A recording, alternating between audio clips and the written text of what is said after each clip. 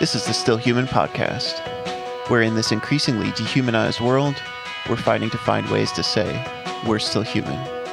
I'm Michael, and what follows is a conversation with my dear friend and co-host Franz.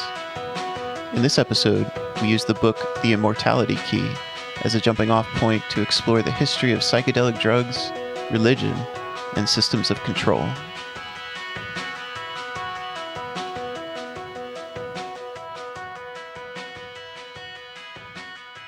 So I've been reading this book. So it's called The Immortality Key, which is a weird title because it doesn't quite line up with what the book's about. But anyway, it's by this dude who, his name is Brian Muraresku, and he went to a private high school and then through college studying the classics and classicism. I mean, he learned Latin and Greek, like ancient Greek, and I think Sanskrit too. So he's definitely like a scholar, and I appreciated like his writing and his sense of academic rigor to a certain degree. He at least just had like the passion for it, and he's like a good writer. He also narrated the audiobook that I listened to, so that was cool to get his like actual inflections on everything. But I would say that like ultimately though, there's a lot of conjecture in the book. It's not exactly rigorous, and Graham Hancock does the introduction, and that certainly adds a flavor to it. And I love Graham Hancock actually, but I understand that academics bristle at him. So like the content of the book and like the demeanor and approach and perspective of the author is definitely more academic than a forward by or an introduction by Hancock would suggest. But it's like the quest for this sense of a smoking gun, and it never quite comes. And like there are certain revelations throughout the book that are really interesting and really compelling to me, but you didn't really quite have to convince me of the premise of this to begin with. So the premise is that, first of all, there was a kind of entheogenic sacrament associated with the Greek mystery religions. And this isn't really this dude's theory. I mean, that's been around for a long time. He even references another book that I've checked out, which is called The Chemical Muse, which makes the same exact kind of statement, but it focuses on ancient Greece throughout the entirety of it. So that's the beginning of this premise of this book. But then it moves on to like, it was, I think, a paper put out by Gordon Wasson and Albert Hoffman and this professor from Boston University named Ruck, I believe. It's called the pagan continuity hypothesis, which is just the idea that certain pagan, kind of more Gnostic, experiential aspects of the Greek mysteries carried over continuity into Christianity, especially in the early days, and that the Eucharist is this amalgamation, but maybe placebo, but maybe at one time true continuation and actually active, sacrament. He tries to look for archaeological evidence of this. He looks at the Book of John in particular because he feels that John was using like kind of symbols and code words that were really kind of dog whistling to anyone that like was Greek speaking and came from a continuation of Greek culture and wanted to reconnect with like the mysteries. So this idea of like Jesus as Dionysus, and it's all very interesting, and I like chewing on food for thought like that. But there's never quite a smoking gun. But the real interesting thing about it to me is like, particularly in the very, very beginning of the book, when he's giving like more of an overview of the things he wants to explore, he brings up this premise that seemed really compelling to me, and it didn't quite carry over into the rest of the book. So it just kind of, it did, but it didn't in different ways. It's hard to explain. But the premise that he brings up in the beginning is the idea that there was this transition from um, ancient Greek religions to the Holy Roman Empire and Roman Catholicism, and in the effort to kind of like stamp out any troublemakers or any kind of deviation from the power of the church, there was a lot of like literal straight up cultural genocide, right? Like just the destruction of texts, the destruction of statues, the destruction of culture, right? The entire area of Alexandria? Yeah, exactly, right? Yeah. So that's actually discussed at length in the book during one particular chapter. So the question he poses is like directly this idea of America as the inheritor of both of these like competing strains of Mediterranean culture, history, ideology, whatever.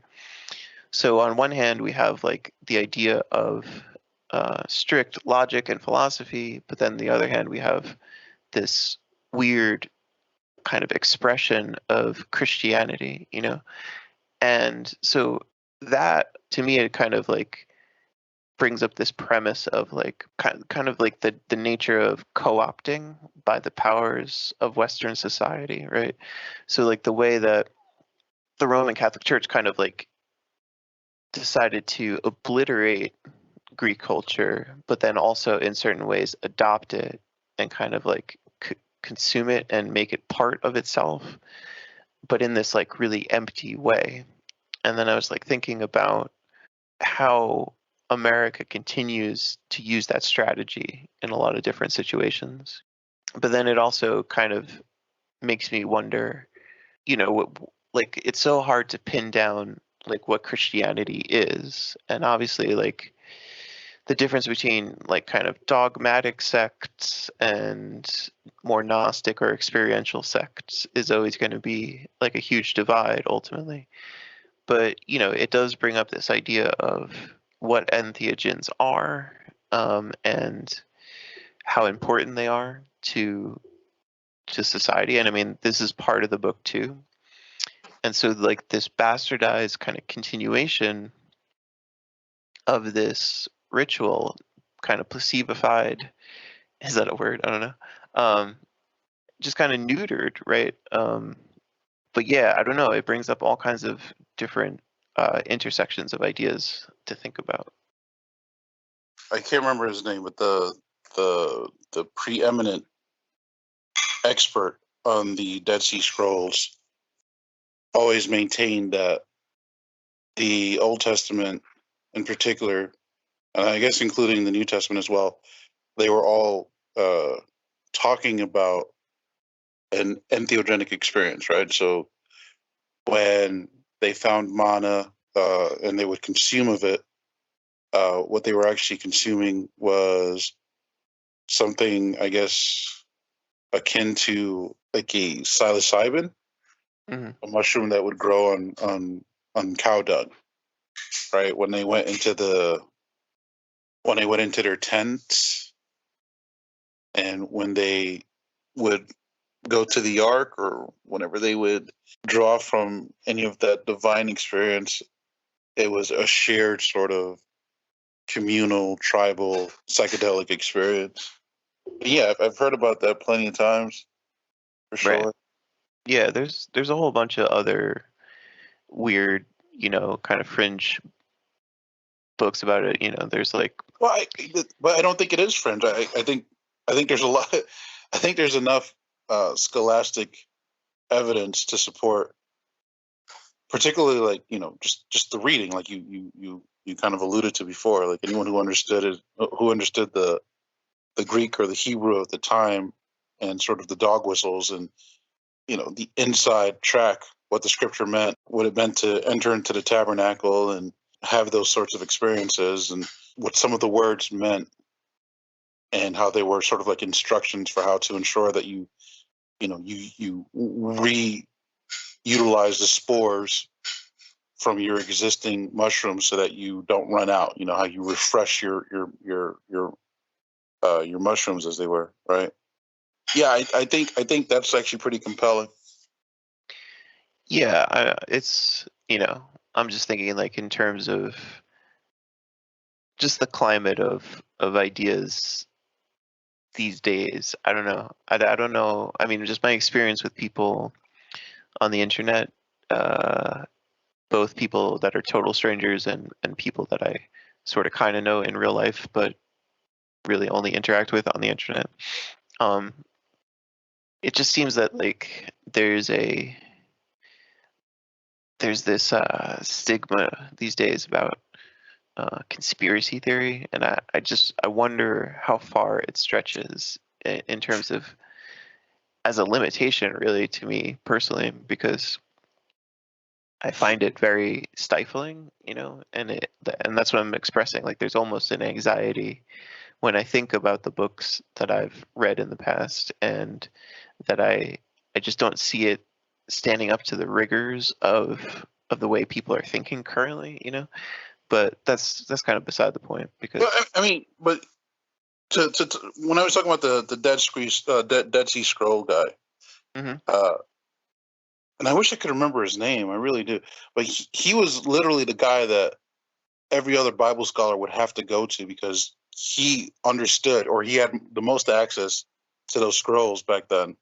He was the preeminent guy to translate their meanings, to give them context, all of that. And so if that guy was saying that, this is all a tradition of an entheogenic experience, I think that's pretty compelling. I mean, well, actually, I mean, if Joe Rogan says it, well, Joe Rogan says a lot of things, but I mean, but even part of the book is just the idea that Wasson, Hoffman, and this other guy Ruck, they put out this paper, and they tried to let it, they tried to have it be taken seriously, but Wasson and Hoffman were old enough and far along in their career enough that they kind of got out unscathed, but it was totally derided by official channels. And then that dude Ruck like really suffered in his career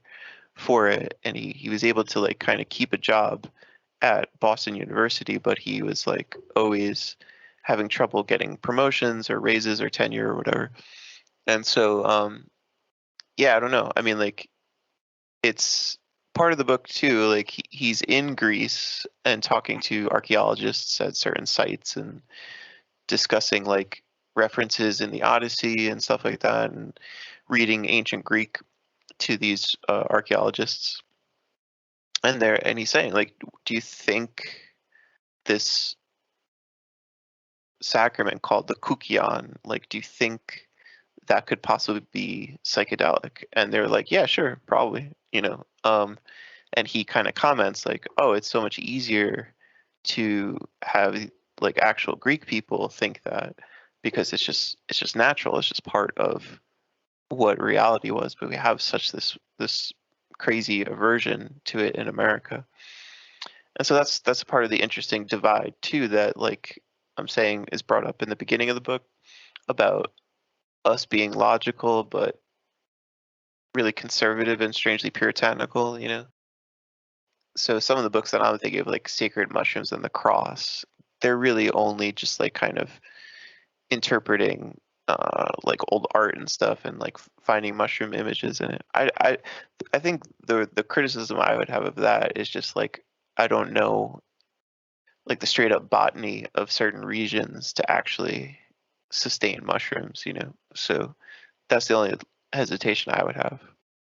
But otherwise, yeah, I mean, I do think, well, so the reason why I said that the book doesn't really deserve to be called Immortality Key is because I think it should be called instead The Religion with No Name, because that's what he calls these kind of mysteries that predate Christianity. But like, I would say, the real bigger picture is that The Religion with No Name predates everything. And he kind of touches on this too, with talking about native North and South Americans. So like, this is a global phenomenon, and definitely this is something that Terrence would talk about. You look at rituals that are not psychedelic, so like yoga and meditation and ritual trance drumming and dancing and stuff like that. And you kind of get the sense that, oh, these were techniques to manage the psychedelic experience, whether it's still there or not, you know. And so, yeah, I think it is like it's not even the first religion. It's this human kind of. It's almost obvious, like when you really think about it, like just the relationship between species on the planet, you know, like before there was anything such as taboo and sin and whatever, why wouldn't you have a relationship with the plants that live in your ecosystem, you know? So, and I think human beings could get a lot out of it. I think these are experiences that are obvious, right? And if we look at the tendencies of our species, we want to have an interconnectedness. And even now, we want to have the internet. We want to have, we want to transmit data to one another as quickly as possible, right? And to have that be the medium through which, or the mode by which, we improve our efficiencies, right? And so I don't think that's any different than what someone might have experienced 2,000 or 3,000 years ago. Like there's still this desire to have our minds kind of mingle, our thoughts mingle. And I think one of the ways they went about accomplishing that was by a shared psychedelic experience. I don't think that's necessarily controversial at all. I think what happens though is that since our faiths and our cultures have been twisted to comply with power and to comply with greed, and here in the here and now, it's twisted to comply, to supply side economics, right? Capitalism. You can't really acknowledge, at least, the fact that these faiths would have, by their own kind of nature, relied upon a psychedelic experience, right? If you have entire chapters of the Bible devoted to Joseph, for instance, having these psychedelic dreams, like literal dreams, Right. right, that determine the fate of all of Egypt and the Israelites as well, right? That's kind of unheard of, right? And so instead of embracing those aspects of faith, they just kind of sweep it under the rug. They don't really pay much attention to it. They don't really pay much attention to prophecy.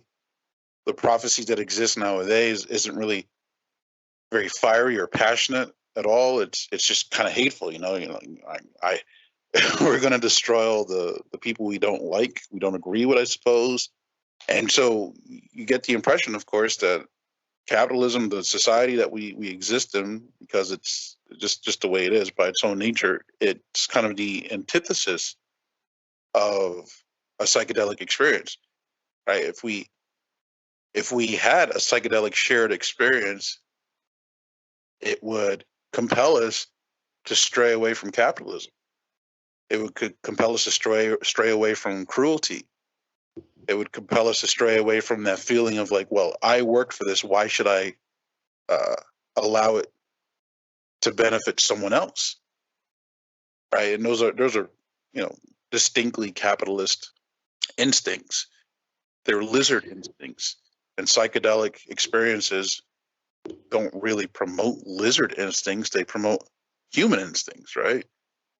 And so I think that's why you have the added scrutiny of anything that is inherently a threat to the lizard instinct security, right? Yeah, and I mean the context too for it, of like, particularly Hoffman discovering LSD in the late 30s. So then, like, for a while, like through the 50s, like psychedelics were taken as this serious research kind of advancement in medicine. And there's like there was a group of like psychologists up in Canada who were doing a lot of interesting work with like schizophrenia and LSD, and just more so like using it for the psychologists to empathize with them, empathize with the schizophrenic patients. I mean, and you had Huxley as like a pretty accepted intellectual, like discussing this. But then, the 60s really changed everything. And, academia has always been like more conservative. And I mean, particularly, I guess, if you're going to talk about in the departments of classics and stuff. So, but obviously the 60s and Tim Leary and all that, like, really kind of clamped down on this whole idea of drugs being a threat, because they became so synonymous with the counterculture of the 60s. But, the book, part of the book, though, is like that Christianity or the Catholic Church is the one who really started the war on drugs to begin with. That's kind of the minimal conclusion that I've come to when pondering that main premise that I brought up earlier.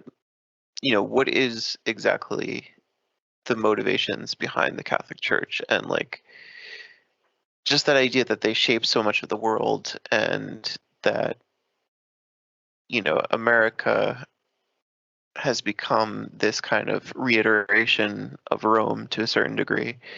And I think that's really the lineage, right? Like the idea that it almost reminds me of Burroughs and this quote that he has about America being not necessarily a nightmare, but a non-dream, right? And he says that he's just bringing up the idea that dreams, they're the antithesis of control, and America is a system of control.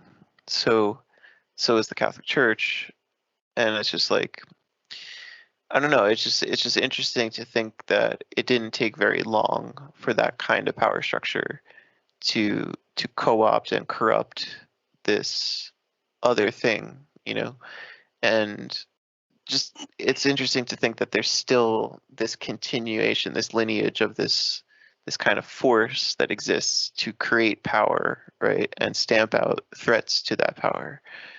And this definitely brings up the bigger history of things like experiential mysticism, also magic, and like this idea of witches and women, and things that we've lost touch with that have become super repressed. And that's the other part of the book too, is that in the ancient Greek kind of mystery cults, it was definitely the role of women to prepare these brews, and so that it's just drugs and women seem to be like this very oppositional force to the Catholic Church, certainly, but also like America in a strange way, right? So the name I couldn't recall earlier was John Marco Allegro. Mm-hmm. And I guess the important thing to bring up there is that he was one of the first Dead Sea Scroll translators. I guess he popularized them, apparently. Mm-hmm. And one of his assertions was that the original Christians were actually part of a shamanistic psychedelic cult. And I think we could recognize that when we look at the rites, especially the Eucharist, because so much of the rites, so many of the rituals that we experience now, they're so divorced of meaning. Right. And it's hard to imagine that our forebears were just going through the motions and imagining all of this, right? They would speak in tongues and handle snakes and go through all of those motions and those appeals to a higher power without actually feeling something. It's like a shared delusion. And I think, actually that's a curious point where religion right now is kind of a shared delusion as opposed to a shared experience. It Right? is a curious point. Whereas, there's a lot of evidence to suggest that perhaps it was a shared experience. It was literally one shared high. And we look at the Catholic Church, we look at Rome, really. I think it's a better way to put it. Right. And I think the Romans were very successful in divorcing the scriptural faith of any deep psychedelic experience, any deep psychedelic meaning. And so it had the effect of crushing the spirit, in my opinion. So much of the history of the Roman Church is punctuated by the examples where they would crush all dissenting opinion, crush anyone who hoped to, for instance, teach people how to read, Right. disseminate a printed Bible. To this day, there are still Roman clergy members that hold a strong disdain for Martin Luther, right? So even now, like, you know, who is ostensibly a pretty progressive pope by some accounts, by many accounts. Right. You know, there's still a lot of those ancient hatreds that are held by the church. Mm. And you look at those ancient hatreds, and what they really presented was a challenge to the authority of the church. And even now, you know, I think one of the creepiest things about studying the Roman Church is just how seriously they take their authority, how seriously they take their unquestioned earthly authority, their dominion over all things that are incarnate, you know? You know, I guess my ultimate like fascination with that early description was just the idea of like, where did this authority come from? You know what I mean? Like, it seems like we're talking about the genesis of something very dark. And that's my point too, is that it still exists and we're quite literally the inheritors of it, you know, and that whole dichotomy of our identity as a nation or enterprise or ideology with the conflict between Rome and Greece. But Don't yeah, forget Egypt. right. Yeah, well, certainly. I'd say don't forget Egypt because I would argue that whenever you have cults, you invariably end up with godheads. And the fact that these powerful nations were governed by people who consider themselves godheads, maybe not so much in Hellenistic culture, but certainly in Roman culture and Egyptian culture, you had the arrogance of these individuals who believed that they were gods. And if you believe that you're a god, if you believe that you're a divine being above all others around you, um, why would you allow anything to question your authority? Right. And so, if the modern church is the inheritor of that, you know, belief, of that entitlement, of that exceptionalism, even, Hmm. then you don't expect them to allow for anything that could challenge that power. Right. And for sure, like the psychedelic experience challenges power. Like that's all it could do. Well, that's an interesting point, and like, I don't know. I mean, I was a true believer for a long time, and I think I see what's missing these days, though, and so we're bringing up an interesting caveat to it. But like, you know, I certainly huge Terence McKenna fan since the day that I first read him, and to this day, I really can't think of a author or intellectual figure that I have a deeper respect for. You know, I think he's largely misunderstood. I think people miss like the true brilliance of him a lot of times too. But I certainly have thought for a long time that psychedelics were a good, let's just say a good fucking first start anyway, right? But I'm I'm hearing stories these days of the kind of figures that you would wish would have psychedelic experiences, um, but it doesn't seem to actually be doing the job.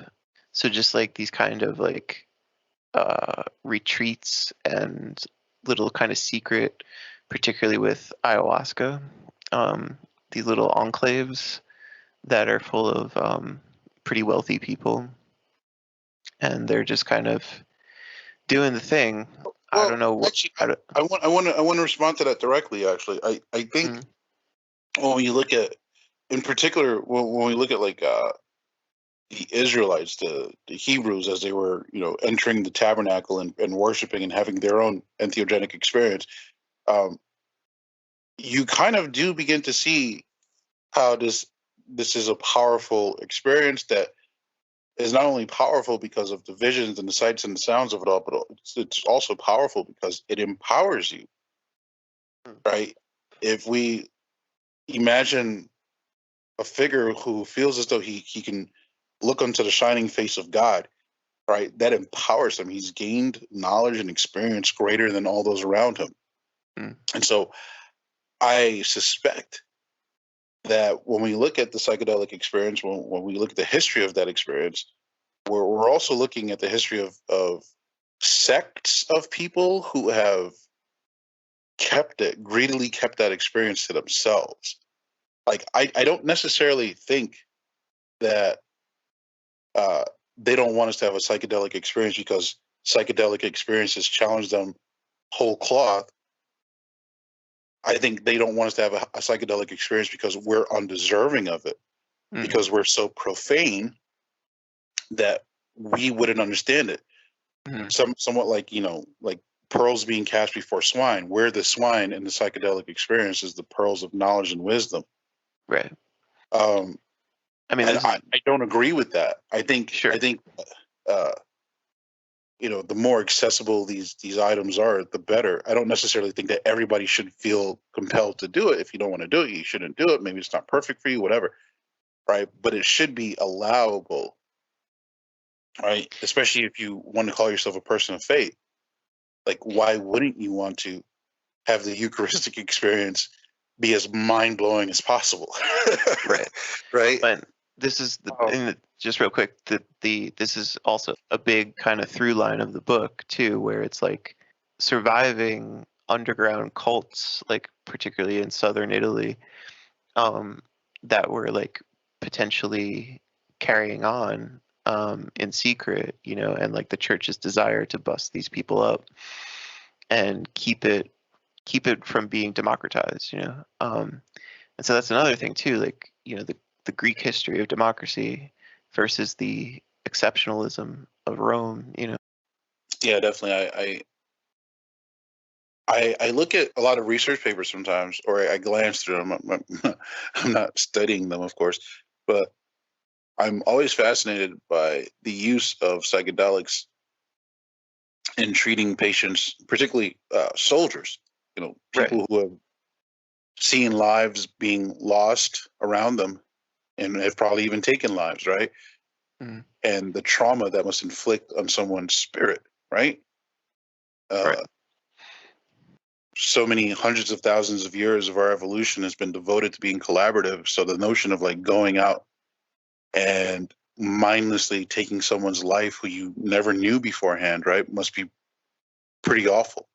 Yeah. And so these guys suffer from tremendous stress. They suffer from a lot of disorders, panic and terror, all of that, right? Just a perpetual hell that they live in, right? A punishment of sorts. And they'll take MDMA or they'll take psilocybin or they'll take, ayahuasca, and just with what some people might even consider like, a single microdose for the seasoned psychonaut. If they were to get, if they were to deliver these to those soldiers, they respond so positively towards those things. Right. Right. And like, yeah, that's promising research, and hopefully someday they'll be able to open that up to all these soldiers. I kind of shudder at the thought of, hey, you can feel better about killing people in the desert because we'll give you really good drugs afterward. Yeah. That's a pretty scary future recruitment ad. Sure. But beyond that, though, the fact that like these researchers who are essentially working for the government because they get so much federal funding, they have access to all these drugs that we don't. Right. They have unfettered access to these substances that if we were to even possess them, our freedom would be taken away from us. Well, I mean, that's a more recent kind of allowance, like Well, for a yeah, long I understand that, but just the notion that like there's something so exclusive Yeah, about these substances. certainly. I mean, like I would say too that If you're exceptional, then you're allowed to have it. Otherwise, yeah, it can destroy you. right. I mean, I would say too that it's always frustrating that, when you think about the avenues of politics and just the idea of like, oh, well, we need to have a political plan to legalize substances and deregulate and end the drug war. But then it's always framed through, medical science, and it has to have like some kind of Western medical, Some proven benefit. yeah. So that's always disappointing because it's not the full picture. It's frustrating. It's a wall of frustration because it's needless, first of all. And you know what it really boils down to is I don't think any politician or priest really wants to compete with the emerging class of what would essentially be shamans. Right. Yeah. No, I mean, so I mean that kind of, like I said, like I'm answering. I was thinking about my own question and kind of answering it through our conversation, but the idea of why these like kind of upper class little cults exist, but it's not necessarily blowing the paradigm apart. I think it's because it's exactly what you've been saying. Like this, it's the exclusivity, and it isn't an actual shared experience, because an actual shared experience would cross like these lines of stratification, and for it to do the real work, it would have to be truly communal. There's just really great um, examination of poverty that I saw recently, Mm, and the most unfortunate thing about like the current media sphere that we exist in is that you consume so much media without really giving it much thought. You can passively consume like just reams and reams of data, right? And so unfortunately, I can't like source anything. But I was just looking at this really compelling examination of poverty, and for all the explanations as to why poverty still exists, despite the fact that we have billionaires who can who can launch themselves into outer space, there's still starving children in Sudan or whatever. Um, and so the reason why poverty exists is because you need that stratification in order for billionaires to exist, right. right? Without that stratification, you couldn't have the upper echelons. You need a hierarchy, right? You need a pyramidal sort of structuring of civilization in order to allow for a handful of people to enjoy the very top. Right. Um, and again, these are all sources of frustration, right? Mm, For instance, here in America, we call everything communism, right? There's that the existential dread when we heard the word communism. right. I'm really scared of the big C word. The big C. You mean cancer? No, no, no. Communism. Right?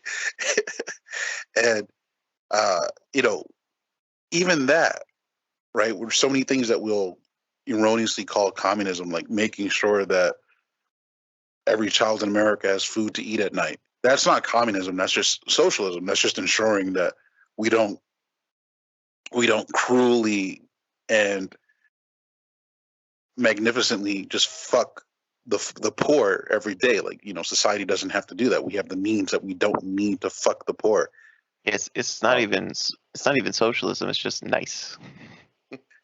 But if you wanted to call it something, it'll be socialism. It's just Yeah. consideration for people who have less than you to ensure that they can also, at the very least, we can use our social largesse to benefit them somehow, to keep them from starving to death, right?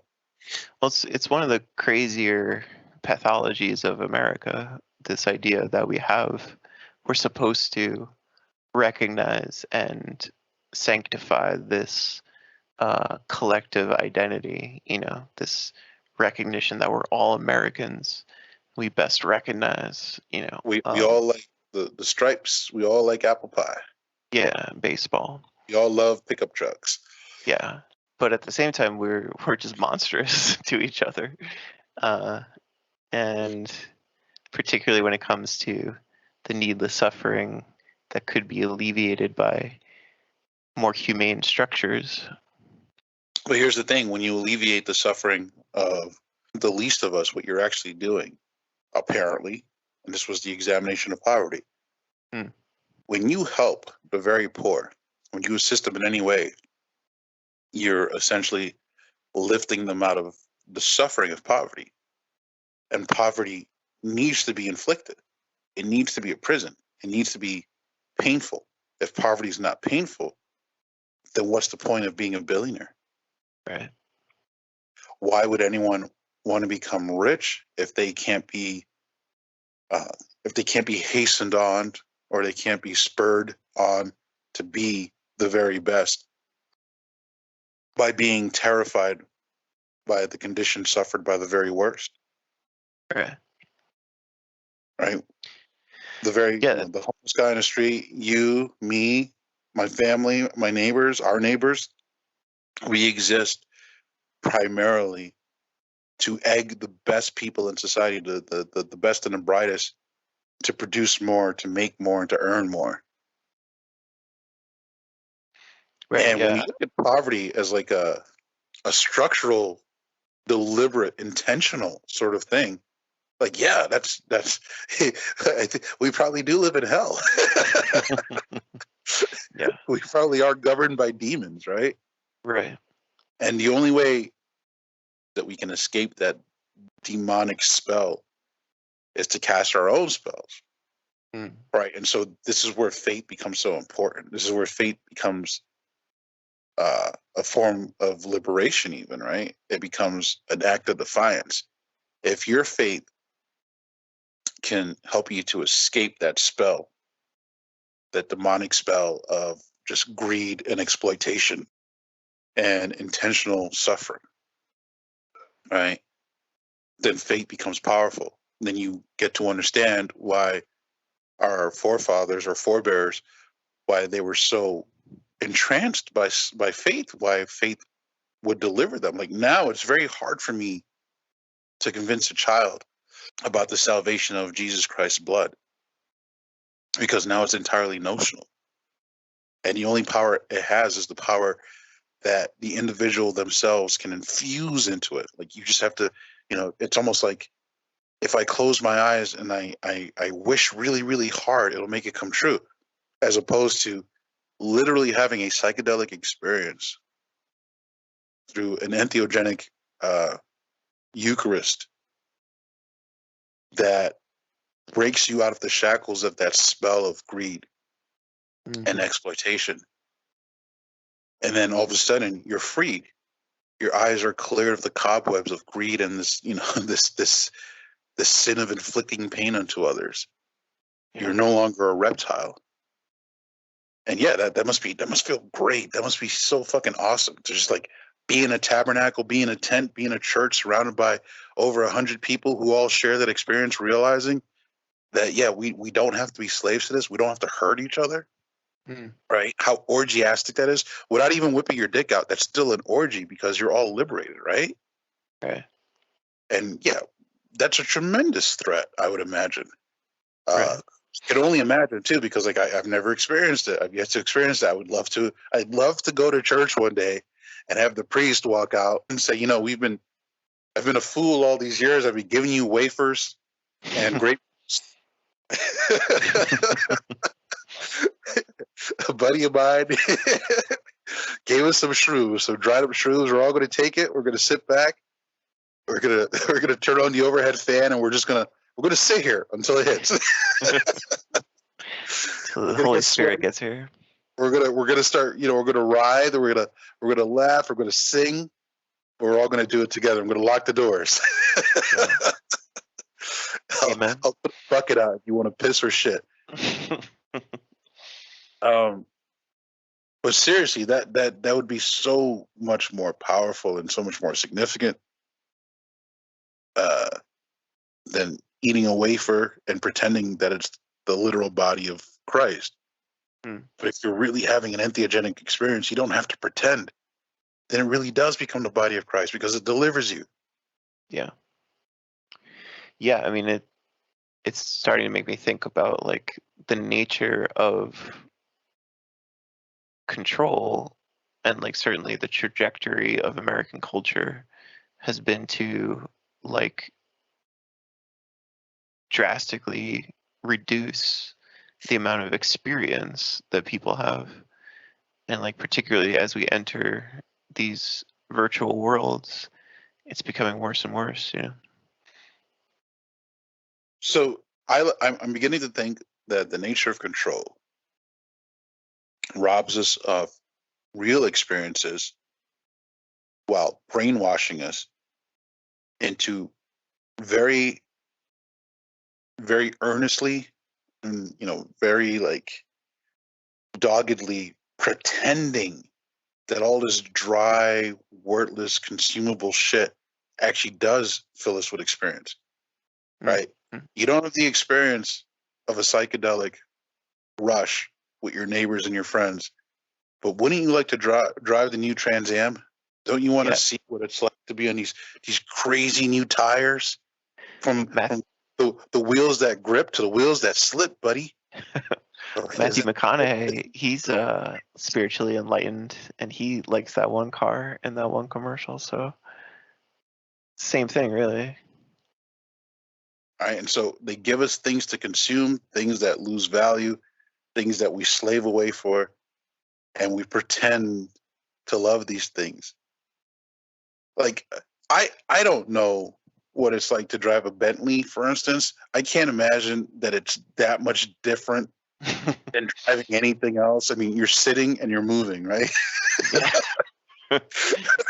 But my butt is really warm from the heated seats. That makes all the difference. But I can't imagine, though, that the best part of driving a Bentley is letting everyone know that you're driving that Bentley, right? Inflicting envy on everyone else, right? It's how much you let other people suffer, right? I think that's the best part about being filthy rich, is how you get to see other people suffer.